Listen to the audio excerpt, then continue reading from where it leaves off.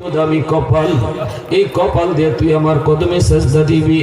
এই কপালটা ফেরেশতাদের হাতে বানাইলে হয় না, এই কপালটা কোন ফায়াকুন বলল হয় না। এই কপাল আমি নিজের হাত দিয়ে বানাইছি, এত মায়া করে তোরে বানাইছি, এত মায়া করে তোরে বানাইছি।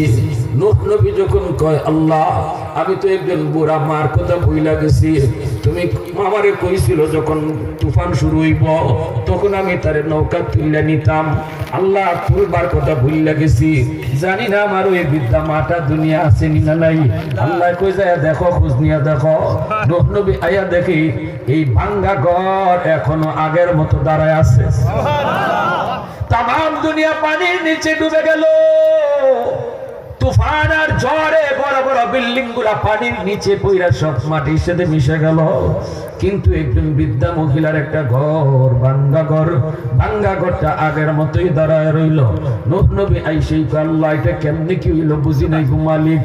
নূহ নবী এবার ডাক দিছে মা, মা। ইনি ভাবছে দেখি মাটা দুনিয়া আছে নি।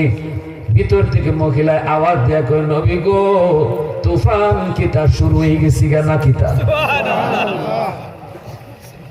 নবী সাজদা করে কান্দে কই মালিক বুঝি নাই, বুঝি নাই, আল্লাহ কেমনে কি হলো বুঝি না, একটু বুঝা দাও। আল্লাহ পাক তখন কয় নূহ আমার বান্দিটা তোরে কত করে কইছিল তারে তুই মনে কইরা নৌকায় তুলতি, কিন্তু ভুইলা গেছো, ভুইলা গেছো আমার বান্দিটা না। বুড়া মানুষ কইছিল নবী গো ফাড়াফাড়ি করে আমি নৌকা উঠতে পারতাম না, আমি বুড়া মানুষ, আপনি আমার একটু দূরে দূরে তুললেন, ভুইলা গেছো তুমি। তোমরা নবী হয়ে উম্মত বলতে পারো, কিন্তু আমি আল্লাহ আমার বান্দা বান্দি বলতে পারি না। তুমি বইলা গেছো, আমি আল্লাহ ভুলি নাই। আল্লাহু আকবার জোরে কও। তুমি নবী বইলা গেছো, কিন্তু আমি আল্লাহ তারে বলতে পারি নাই। এজন্য এত বড় তুফান হয়ে গেল, আমার বান্দিকে আমি টের পাইতে দিলাম না।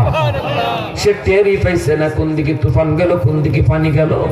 এজন্য আল্লাহ পাক রব্বুল আলামিন কয় কারণ যখন মাটির নিচে ডুবে, কারণ যখন মাটির নিচে ডুবতেছে, মুসা নবীরে বারবার ডাক দিয়ে কইতেছিল ভাই মুসা মাফ করো, মাফ করো, মাফ করো, মাফ করো, আর জীবনে তোমার সাথে বিয়াদবি করতাম না। ও ভাই মুসা মাফ করো, মাফ করো, নবী গো মাফ করো, মাফ করো। কিন্তু মুসা নবী এত গরম হইছে, কয় না না কোনো মাফ নাই, আল্লাহ এরে আরো ডুবাও, আল্লাহ এরে আরো ডুবাও। এইভাবে কারণ শুধু মাটির নিচে ডুবতেছে।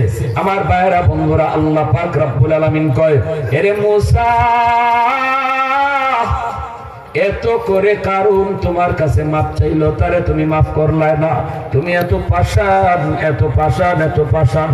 শোনো মুসা, একবার যদি কারণ আমার কাছে মাপ চাইতো, আমি আল্লাহ তারে মাফ করে দিতাম।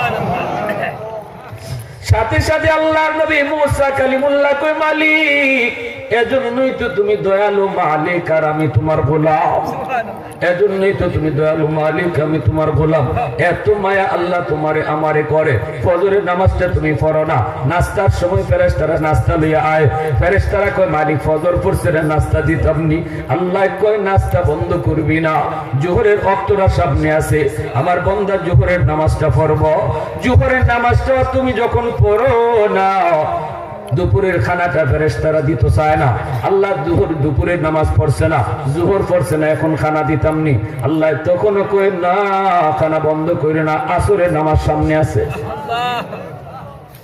এইভাবে আল্লাহ পাক রব্বুল আলামিন কয় না আযাব গজব দিয়ে আমার বান্দা বান্দিরে ধ্বংস করা সম্ভব না, গুনাহ করলে আমার করে। এই জন্য আমি তার একটু সুযোগ দিই, কখন কোন জায়গায় যে জানি তওবা করব, চোখের পানি জড়াইব, মুহূর্তের ভিতরে আমি আল্লাহ তার জিন্দেগীর সব গুনাহ মাফ করে দিব। এ যুবক, চোখের সামনে কত যুবক যৌবনে কবরে চলে গেল রে। বাবার আগে কত সন্তান কবরে গেল, দাদার আগে কত নাতি কবরে গেল। এজন্য বলি আজকের রাতটাই তোমার তওবা করার রাত, আজকের মাহফিলটাই তওবা করার মাহফিল। এই জায়গায় যদি তুমি কো আল্লাহ যা করেছি ভুল করেছি, নামাজ যা ছাড়ছি ভুল করছি আর করতাম না গো, আল্লাহ পাক বান্দা তুমি কইতে দেরি, আমি তোমার জীবনের সব গুনাহ মাফ করতে দেরি হবে না। কারা কারা কাটে দিলে তওবা করতে রাজি আছো? হাত তুলে আল্লাহর দেখো। আল্লাহ তুমি কবুল করো। সবাই বলেন আমিন, আরো জোরে বলেন আমিন। পাঁচ ওয়াক্ত নামাজ ঠিক মতো পড়বো, বাপ মার সাথে বেয়াদবি করবো না, মুরব্বীদের সাথে বেয়াদবি করবো না, আলেম ওলামার সাথে বেয়াদবি করবো না। আল্লাহ পাক প্রতিটা মানুষের জীবনে কিছু লাইট লাগাই দিছে, জ্বালাইয়া দিছে না।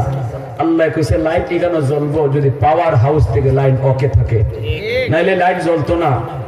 যদি লাইন ওকে না থাকে তুমি এখানে যতই গুতাগুতি করো লাইট জ্বলতো না। ঠিক আমার আপনার জীবনে আল্লাহ কিছু বাতি দিয়া দিছে, জ্বালাই দিছে না। আর জ্বালাইবার জন্য কইছে পাওয়ার হাউস থেকে লাইন ওকে করো। যুবক, তোমার জীবনে পাওয়ার হাউস মা বাবা, তোমার জীবনে পাওয়ার হাউস এলাকার মুরব্বীরা, তোমার জীবনে পাওয়ার হাউস উলামায়ে কেরাম। এই তিন জায়গা থেকে দোয়া নিয়ে তুমি চলো, দেখবা তোমার জিন্দেগির বাতি আল্লাহ জ্বালায়।